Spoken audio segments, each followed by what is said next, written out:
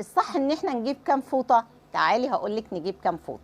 هتجيبي يا ستي 30 فوطه، 6 منهم من ضمن ال 30 فوطه هتجيبي منهم 6 للمطبخ، وهتجيبي 6 تويلت للاستخدام الشخصي، وطبعا البورنوس اللي هو بيبقى فيه 1 للعريس و1 للعروسه و2 بشكير، وكده عسل قوي و100 فل و14.